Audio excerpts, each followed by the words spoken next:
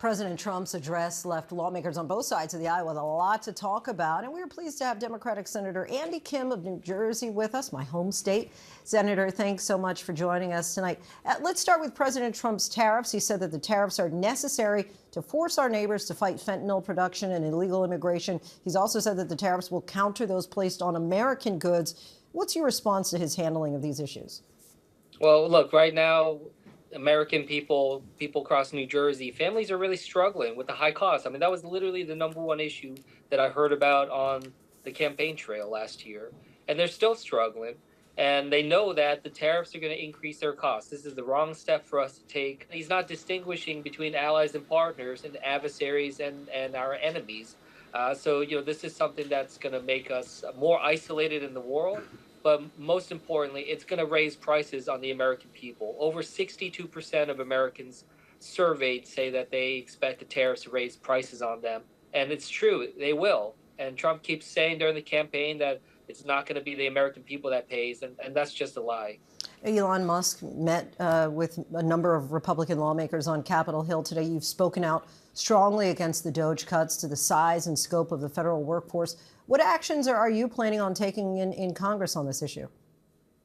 Well, look, we're absolutely trying to step up here and stop this type of just deliberate attacks. It's not about efficiency, and that's something I really want to convey to the American people.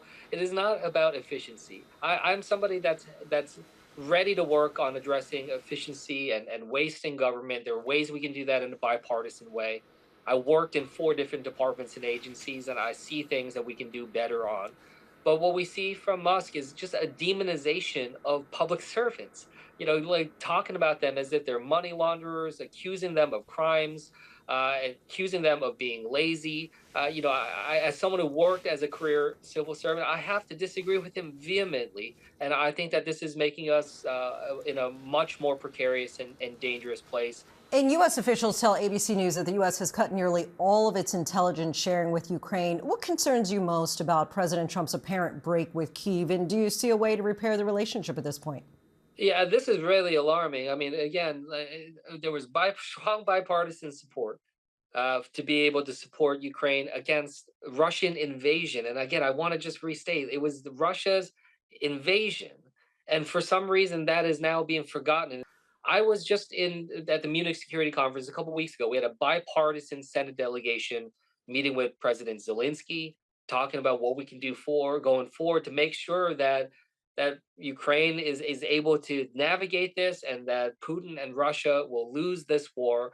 And unfortunately, what we heard in the State of the Union yesterday, in the joint address, was again Trump putting all the pressure on Zelensky to capitulate and to compromise.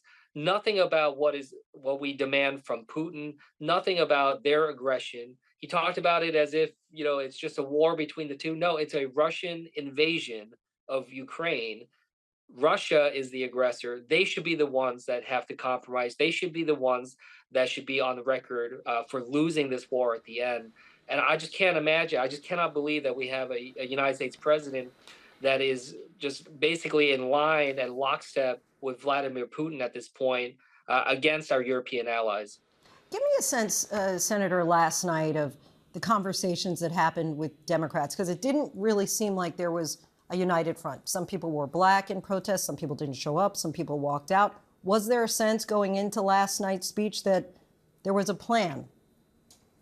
Well, look, yeah, there is a plan in terms of what it is we're trying to make clear to the American people. The Democrats are lockstep in pointing out, just how dangerous and damaging these cuts to Medicaid are, and how these tariffs are raising the prices of to the American family. And that's really what's important for the American people to see. Senator Andy Kim, so appreciate your time joining us tonight. Thank you.